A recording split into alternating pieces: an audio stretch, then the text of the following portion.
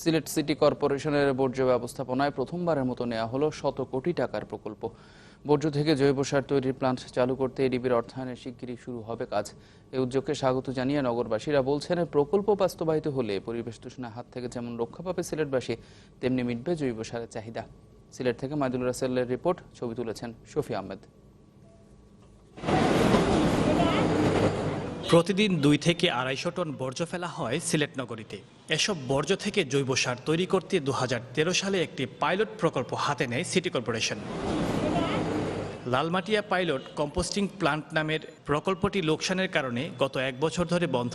তবে এটি নতুন করে চালুর পাশাপাশি আধুনিক প্রযুক্তির আরও একটি প্লান্ট চালু করতে যাচ্ছে কর্পোরেশন।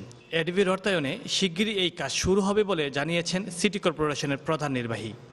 এশিয়ান ডেভেলপমেন্ট ব্যাংকের প্রতিনিধিরা বেশ কয়েকবার এসে এই কার্যক্রমটা আমাদের দেখে গেছেন, আমাদের কিভাবে বর্জ্যটা এখানে যায় বা আমাদের যে ডাম্পিং গ্রাউন্ড সেটি। তো আমরা আশা করতেছি যে ওনাদের সাথে আমাদের যে বর্জ্যটা আছে সেটাকে আমরা রিসাইক্লিং করতে পারবো। বন্ধ হয়ে যাওয়া লালমাটিয়া পাইলট কম্পোস্টিং প্লান্টের শ্রমিকরা জানান, তারা এখন বর্জ্য ভাঙাড়ি কুড়িয়ে সংসার চালাচ্ছেন। তাদের আশা দ্রুত চালু হবে এই প্লান্ট। চালু হলে তো ভালো, কোম্পানিও চললো, কিছু লেবারও কাজ কাম করলো। বর্জ্য থেকে আরো কিছু সার উৎপাদন করে দেশে আমরা কৃষি খাতে এবং বিভিন্ন নার্সারিতে এবং সবজিতে এগুলো আমরা প্রযোজ্য ব্যবহার করতে পারতাম। এই উদ্যোগকে স্বাগত জানিয়ে নগরবাসী বলছে, দ্রুত এই প্রকল্প বাস্তবায়ন হলে পরিবেশ রক্ষা পাবে, সেই সাথে কম দামে সার পাবে কৃষক। তবে পরিবেশ কর্মীরা বলছেন, শুধু নাম সর্বস্ব প্রকল্প তৈরি করলে অতীতের মতো এবারের উদ্যোগও ভেস্তে যাবে।